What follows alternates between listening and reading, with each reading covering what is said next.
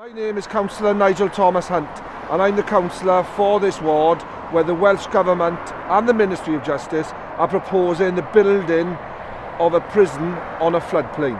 It's a very successful industrial estate. It's fully let. It brings great business rates that goes to the coffers of the Welsh Government. You have low vulnerability development, which is the likes of a warehouse, a factory, because if they flood, what happens? People cannot go to work. We can get over that. But when they develop that piece of land, they do so knowing that that land is susceptible to flooding and it's at risk. Also the retail sector, that is low vulnerability. We have Morrisons, we have Alfords, we have Lidl's, we have a very successful retail park on the doorstep of this development. But what happens if that floods? People can't buy a loaf of bread. People can't buy a pint of milk. We can get over that. Then you have high-risk vulnerability. And that, of course, is things like residential homes. Now, what happens if a residential area is flooded? Well, people become homeless.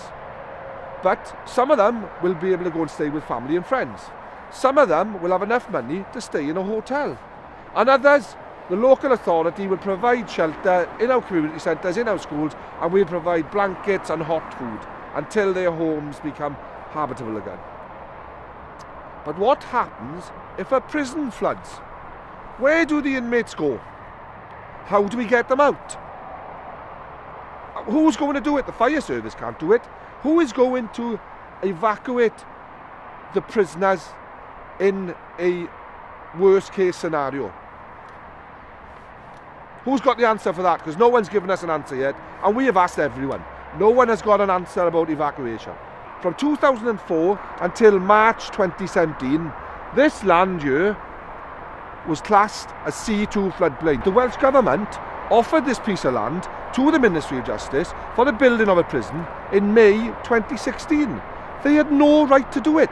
Now, Welsh planning policy clearly states that no highly vulnerable development can be built on a C2 floodplain. They had no business, none whatsoever, in bringing this piece of land for this indecent proposal.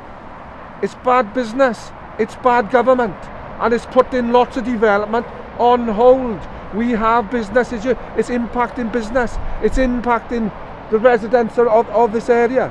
Stop it now, you have the power. I appeal to Carwyn Jones and to Kenneth Skates to not sell this land to the Ministry of Justice.